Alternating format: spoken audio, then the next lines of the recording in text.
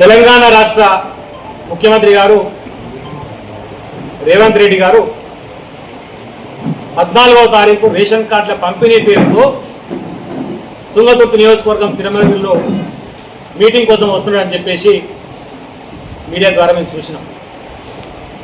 కానీ తుంగతుర్తి నియోజకవర్గంలో అడుగు పెట్టాలంటే ఈ రాష్ట్ర ముఖ్యమంత్రికి రేవంత్ రెడ్డికి అసలు అర్హత ఉందా లేదా అనేటువంటి విషయాన్ని కూడా మనం ఆలోచన చేయాలని చెప్పి నేను విజ్ఞప్తి చేస్తాను ప్రజలకు. ఎందుకంటే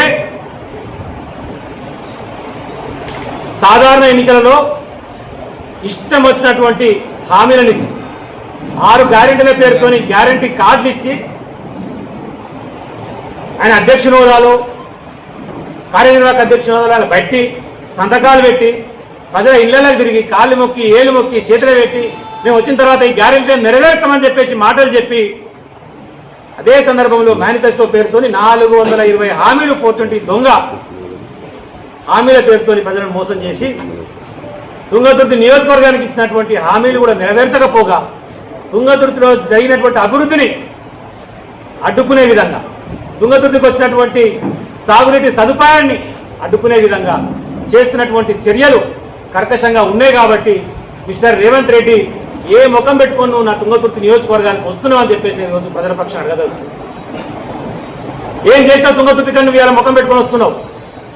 స్థానిక ఎమ్మెల్యేకి అయితే నాకు సోయే లేదు, ఆయన వ్యక్తిగతమైనటువంటి లాభాపేక్ష మీద తప్ప అసలు తుంగతుర్తి నియోజకవర్గానికి ఏం చేయాలనేటువంటి కనీసం సోయి లేదు. కేసీఆర్ గారు రిక్వెస్ట్ చేసి తిమ్మగిరి మండలం మొత్తం ఒక పైలట్ ప్రాజెక్ట్ పెట్టించారు. దాదాపు 2700 కుటుంబాలకు 270 కోట్లు సాంక్షన్ చేయించారు.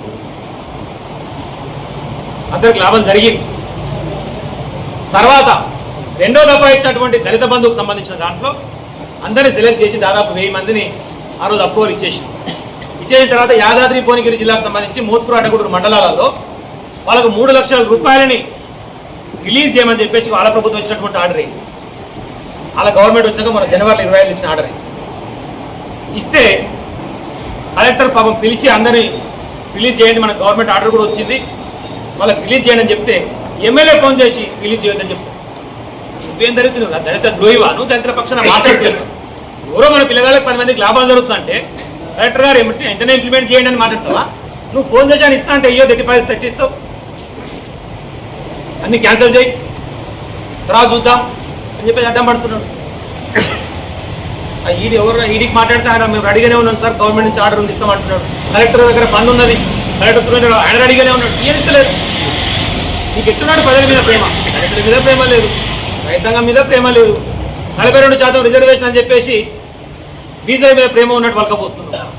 అసెంబ్లీ తీర్మానం చేసినావు, కేంద్రానికి పంపించిన అన్నావు, మళ్ళీ ఇప్పుడు ఆర్డినెన్స్ చేస్తున్నాడు. ఆర్డినెన్స్ అనేది అసెంబ్లీ తీర్మానం కంటే గొప్పదా? ఉన్నది అర సోయినికి ఏమని తెలుసా చట్టసభల గురించి? అసలు అసెంబ్లీ తీర్మానం కంటే ఆర్డినెన్స్ గొప్పది కాదు. అసెంబ్లీ తీర్మానం చేసి దానికి దిక్కు లేకపోతే ఇప్పుడు ఆర్డినెన్స్ తెచ్చే లాభం అంటే ఏంది? ప్రజలను మభ్య పెడుతున్నాడు, 42% పేరుతో బీసీలని మోసం చేస్తున్నాడు. అది దయచేసి మనం గమనించాలి. ఆర్డినెన్స్ తెచ్చినా మళ్ళీ తీసుకొచ్చి అసెంబ్లీలో తీర్మానం చేయాలి. ఆర్డినెన్స్ ఏంటంటే అసెంబ్లీ లేనప్పుడు ముందే అడ్వాన్స్ ఇచ్చి తర్వాత రాటిఫికేషన్ అసెంబ్లీలో తీర్మానం చేసుకుంటాం. అసెంబ్లీ తీర్మానం చేస్తుంది, కేంద్రానికి పంపుతుంది. మళ్ళీ ఇప్పుడు ఎలక్షన్స్ వస్తున్నాయని చెప్పేసి హైకోర్టు ఏమైనా ఆయన గిన్ని రోజులు అవుతుంది అని చెప్పేసి మనం తిట్టాగానే సెప్టెంబర్ 30 లోపల పెడతాం అన్నారు. కాబట్టి ఇప్పుడు ఎన్నికలు వస్తున్నాయి కాబట్టి ఇప్పటికిప్పుడు దొంగ ప్రేమ నటించి రైతు బంద్ వేయాలి, ఇప్పటికిప్పుడు దొంగ ప్రేమ నటించి ఆర్డినెన్స్ తెస్తున్నామంటే సౌరాంగంలో చెప్పినట్టు చెప్తున్నాం. అసెంబ్లీ తీర్మానం చేసిన తర్వాత దాన్ని పట్టుకుని ఆర్డినెన్స్ ఇస్తున్నామంటే వీళ్ళకి ఎంత చదువు వస్తుందో దయచేసి అర్థం చేసుకోండి. అవగాహన లేనటువంటి వాళ్ళు మన మంత్రులు, ముఖ్యమంత్రులు. రోడ్డుకి వస్తుంది మాట్లాడతా కొద్దిగా లేస్తే కేసీఆర్ చెప్పి మన పూటే గడవదు. కేసీఆర్ తగ్గిపోతుంది, కేసీఆర్ గారి గురించి మాడకపోతే ఏది మాటైనా కాళేశ్వరం పవర్ పాయింట్ ప్రజెంటేషన్ అంటాడు. కాళేశ్వరం గురించి చెప్తే ఏమైనా అందరం కూర్చొని చూస్తున్నాం. లైవ్ పెట్టిండు, ఆయన పెద్ద మనగాడు బాగా చెప్తారు అనుకోని. ఆ లైవ్లో పచ్చే దేవాదుల గోదావరి బేసినేనా అన్నాడు. పక్కపట్టి గోదావరి బేసిన ఉత్తమకుమారి అంటే దీనికి దేవాదులు ఏ బేసిన్లో తెలియదు. రోజు కాళేశ్వరం మీద ప్రజెంటేషన్ ఇస్తాను కూర్చున్నాడు. అది చదిపోతుందిరా నాయన అని చెప్పేసి లైవ్ కట్ చేసి తర్వాత లైవ్ ఇయ్యలే. ఇలా చదువురాన సంగతి ప్రపంచానికి అర్థమైంది. కాబట్టి ఆ కాళేశ్వరం గురించి మాట్లాడితే తుంగతుర్తి నియోజకవర్గంలో తెలంగాణ రాష్ట్ర ఏర్పాటుకు ముందు ఇప్పుడు ఉన్నటువంటి సూర్యాపేట జిల్లా పరిధిలో ఉన్నటువంటి 6 మండలాలలో కేవలం 1200 కోట్లతో అభివృద్ధి చేసినా అని చెప్పేసినప్పుడు వార్త రాపించుకో. 1200 కోట్లతో అభివృద్ధి చేసినావు, విడుదల చేస్తావా శ్వేతపత్రం? నువ్వు ఈ తుంగతుర్తి నియోజకవర్గం నువ్వేం చేసినావు? విడుదల చేస్తావా? నేనేం చేసిన 10 సంవత్సరాల కాలంలో కేసీఆర్ గారి నాయకత్వంలో, కేటీఆర్ గారి సహకారంతో ఈ నియోజకవర్గంలో ఏం అభివృద్ధి చేసినో 10 సంవత్సరాలని మొత్తం శ్వేతపత్రం విడుదల చేస్తా. నీకు ధైర్యం ఉంటే దాదాపు 20 నెలలు కావస్తా ఉంది, నువ్వేం చేసినావు ఒక్కటి చెప్పు. మనం తీసుకొచ్చిన దవాఖానకు పోయి నువ్వు కొబ్బరికాయ కొట్టొస్తావు, మేము తీసుకొచ్చినటువంటి చెక్ డ్యామ్లకు పోయి కొబ్బరికాయలు కొట్టొస్తావు, మేము తీసుకొచ్చినటువంటి రోడ్లకు పోయి కొబ్బరికాయలు కొట్టొస్తావు, మేము తీసుకొచ్చిన మున్సిపాలిటీ ఆఫీస్కి పోయి కొబ్బరికాయలు కొట్టొస్తావు, మేము తీసుకొచ్చిన మున్సిపాలిటీ ఆఫీస్ ఫండ్లకు నేను తెచ్చినా అని చెప్పి ప్రచారం చేసుకుంటావు. జర్రైన సిగ్గుండాలి కదా, బుద్ధి ఉండాలి కదా. నీ గవర్నమెంట్ వచ్చిన తర్వాత వచ్చినటువంటి శాంక్షన్స్ ఏందో, జీవోలు ఏందో పట్టుకొని వచ్చి ఏ తారీఖు వచ్చే చూడని చెప్పేసి చూపి దమ్ముంటే ఒక్కడంటే ఒక్కటి, ఏ ఒక్కటి కూడా ఈరోజు వరకు తీసుకురాలి. తిట్టుకుంటున్న ఊళ్ళల్లా ఏదో అయితే అనుకుని ఏమరపాటో పొరపాటు మేము ఓటు వేసినాం. ఇంత దయనీయంగా దౌర్భాగ్యంగా మా బతుకులు తయారైతే అని చెప్పి మేము అనుకోలేదు. ఏ ఒక్కటి అంటే కూడా ఒక్కటి కూడా అమలయ్యేటువంటి పరిస్థితి లేదు.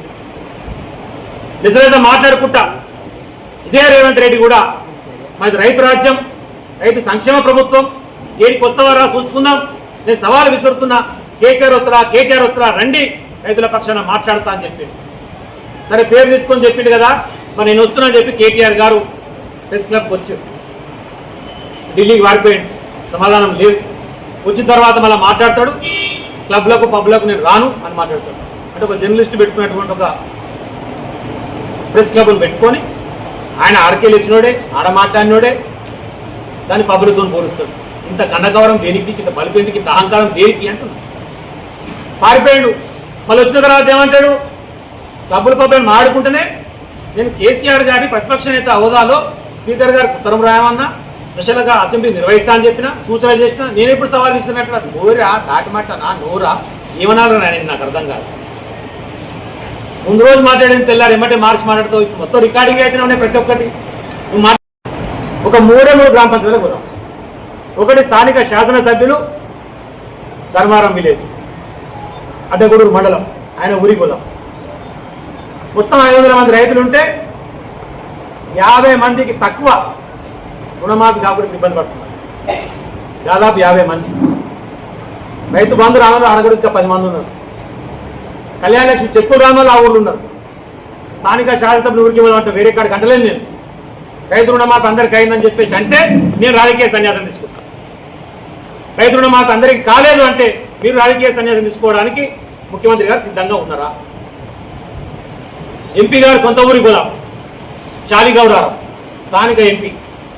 ఆయన ఏందో ఈ మధ్య ఏదో బడలిప్పుకొని తిరుగుతా చూపిస్తా అని ఒకటి బడ చెప్పుకుంటుంటాడు. చూద్దాం పారా ఆయన నీ ఊరికి వస్తాపా, వంకాయ గుడి కొనుక్కొని చేస్తే 100 ఓట్లు రాలేనప్పుడు ఆ డెసరేజం ఆడుతున్న అదృష్టం బాగుడిగా గెలిచిండు. నీ చాలిగౌరారానికి పోదాం, నీ చాలిగౌరవం అందరికీ రుణమాఫీ అయిందా మాట్లాడదాం. నువ్వు సిద్ధంగా ఉన్నావా చెప్పారు, రాజీనామా చేసి వెళ్ళిపోతావు వాడికి. ఒకవేళ అందరికైనా నీ ముక్కులు ఎలా రాసి క్షమాపణ చెప్తా, నువ్వు చెప్తావా? మరి రాజీనామా చేసిపోతావా? సిద్ధంగా ఉన్నావా? అదేవిధంగా తాటిపాముల సూర్యాపేట జిల్లా, ఇక్కడ మంత్రి ఉన్నాడు కదా ఇప్పుడు ఉత్తమ్ కుమార్ రెడ్డి గారు సొంత ఊరు. నిన్న ఆయన మాట్లాడాడు, నా సొంత ఊరు అప్పటికే గ్రూపులు బాగున్నాయని చెప్పి రాలే, కానీ ఇప్పుడు నేను వస్తా అని చెప్పేసి మాట్లాడాడు. వస్తే బాగానే ఉంది, ఉత్తమాన తప్పేం లేదు, రా నీ సొంత ఊరికి వస్తే మంచిదే. కానీ సొంత ఊరికే పోదాం. ఈ సొంత ఊరిలో రైతు రుణమాఫీ అందరికీ అయిందో అడుగుదాం. అయ్యింది అంటేనే రాజకీయాలకి తప్పుకుంటా, ముక్కు నెలకు రాస్తా చెప్తున్నా నీకు కూడా. మరి కాలేదంటే నువ్వు మంత్రి పదవికి ఎమ్మెల్యే పదవికి రాజీనామా చేసి ప్రజల క్షమాపణ కోరుతావు. ఈ ముగ్గురు తరఫున కూడా ఈ 3 ఊర్లకి ఎక్కడికైనా పోదాం. మిస్టర్ రేవంత్ రెడ్డి ఏ ఊరికైనా పోయి రైతు రుణమాఫీ గురించి, రైతు బంధు గురించి, కళ్యాణ లక్ష్మి చెక్కుల గురించి దాదాపు 1.5 కావచ్చు కళ్యాణ లక్ష్మి చెక్కులు రాక. ఇప్పుడే చెప్తున్నా, మా ఉప్పలయ్య కూడా మా బిడ్డలు కూడా 1.5 అవుతుందన్న, నాకు రాలే అని చెప్పేసి మా మండపాటి అధ్యక్షుడు. నేను రైతు రుణమాఫీ ఈ ఊర్లో ఎట్లయిందని చెప్పేసి లెక్కలు తీసుకుంటుంటే, కాగితాలు మొత్తం పేరుతో సహా తెచ్చుకుంటుంటే మా మండపాటి అధ్యక్షుడు అందరూ చెప్తారు, మా ప్రభాకర్ రెడ్డి గారు నాకు రాలేదన్నాడు, మా ఉప్పలయ్య గారు నాకు రాలేదన్నారు, మా సోమేష్ గారు నాకు రాలేదన్నారు. అరే ఇదేంటే నిజంగా ఊళ్ళకి రాలేదంటే ఎవరికి రాలేదు అంటే మరి బీఆర్ఎస్ పార్టీ మండపాటి తెచ్చి కాబట్టి మీకు రాలేదేమని అంటే లేదన్నా చాలా మందికి రాలే ఊర్లల్లో, ఎంత చూసినా కూడా 50% ఎక్కువ కాలే అంటే. మరి రైతు సంక్షేమ ప్రభుత్వం కదా మిస్టర్ రేవంత్ రెడ్డి, రైతుల మీద ప్రేమ ఉంది కదా నీకు. మరి ఈ 3 ఊర్లలో ఏ ఊరికి పోదామో చెప్పు. ఒకవేళ అది కాలేదు అంటే రేపు సభ సాక్షిగా తుంగతుర్తి నియోజకవర్గంలో తిరుమలగిరిలో రైతాంగానికి క్షమాపణ చెప్పి ముక్కు నెలకు రాసి నేను చేయలేకపోయినా నన్ను క్షమించనని చెప్పేసి వేడుకో. కాబట్టి తస్మాత్ జాగ్రత్త రేవంత్ రెడ్డి గారు, చైతన్యవంతమైనటువంటి గడ్డ, ఇక్కడ ఉన్నటువంటి ప్రజలు తిరుగుబాటు చేసే దానికి మేము బాధ్యులం కాదు. ఆలోచించుకో. తుంగతుర్తి నియోజకవర్గం అడుగుపెట్టే ముందు మా నియోజకవర్గానికి ఏం చేస్తావు, ఏం చేయగలుగుతావో ఆలోచించుకో. అక్కడ గుంపు మీద నిషేధం చేసుకుంటా ఏది పడుతుంది మాట్లాడుతూ పోతా అంటే ఎవరు ఊరుకోవడానికి సిద్ధంగా లేరు. నేను వేరే దిక్కు కూడా నేను మళ్ళీ ఒకసారి స్పష్టం చేస్తాను, మీకు రిపీట్ చేసి అనిపించినా వేరే దగ్గర కూడా వద్దు.